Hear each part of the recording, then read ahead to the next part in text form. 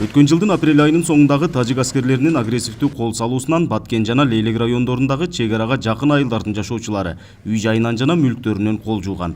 Чек ара жаңжалында жабыркаган тургундар, жергиликтүү бийлик өкүлдөрү, эл аралык уюмдардын өкүлдөрү катышкан тегерек столдо ошол учурда келтирилген зыянды төлөп берүү маселеси көтөрүлдү. Бир үйдө Бердияровдордун үй бүлөсүбүз, бир үйдө 10 жан жашайбыз.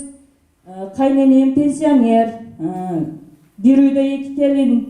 Ошол боюнча эсептегенде биздин ушербибиз аз болуп эсептелген. Ошо мезгилде менин жолдошум шоковой состояние болгондагы ошо эсиге келген нерселерди гана жазып берген да. Анан өзүбүз чогулуп эсептегенде ошол жазылган эсеп боюнча биздин ушербибиз көбөйүп кеткен да. Лейлек районунда 146 үй тонолуп, 36 транспорттук каражаттар уурдалып өрттөлгөн. Баткен району боюнча тонолгон үйлөрдүн саны 122, транспорттук каражаттар 66, уурдалган мал жандыктары 110 баш болгон. Облус башчысы атайын комиссиянын чечими менен келтирилген зыяндын көлөмү 84,4 миллион сом болгонун билдирди. Кенемте 20 февралга чейин төлөнүп берилет деди. Буюрса 20 февралга чейин бул маселе чечилет. Азыр бул документ министрлер кабинетинин төрагасынын колунда турат. Буюрса бүгүн эртеге кол коюлат. Бул акча 20 февралга чейин чечилет.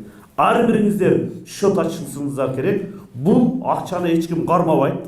Акчаны эч ким көрбөйт. Только жанагыдай айткандай счетко бүт гана которобуз. Мындан сырткары тегерек столдо Баткен облусунун жабыр тарткан тургундарынын жетиштүү турак жай үчүн укуктарын жана кызыкчылыктарын коргоонун жыйынтыктары талкууланды.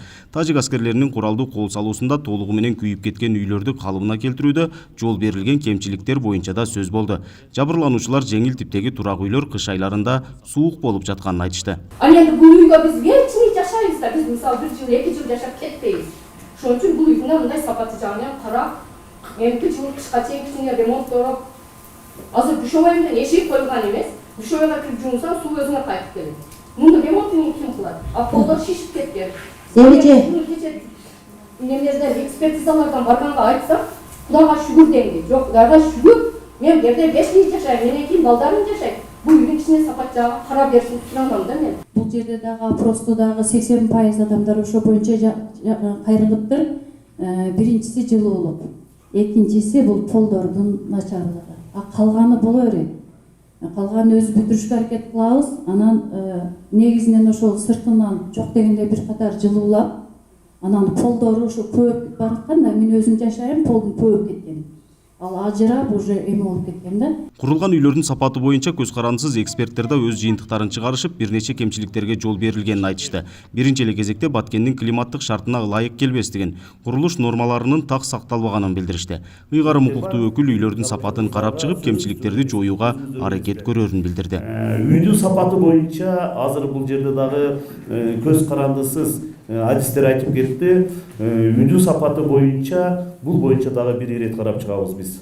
Мен азыр сунуш беремин, үйлөрдү бир ирет карап чыгып туруп, ошол кемчиликтери болсо биз аткарган аракет кылабыз толук кандуу. Эскерте кетсек, куралдуу кол салуудан Баткен облусу жалпы 1 миллиард 300 миллион сомдук зыянга учураган. Облустук бийликтин атайын эсебине жарандар тарабынан 119 миллион сом акча түшкөн. Мындан сырткары калыбына келтирүү иштери боюнча президенттин өкүлчүлүгү түзүлүп, 700 миллион сом бөлүнгөн. Нургазы Жайнаков, Регион телеканалы, Баткен облусу.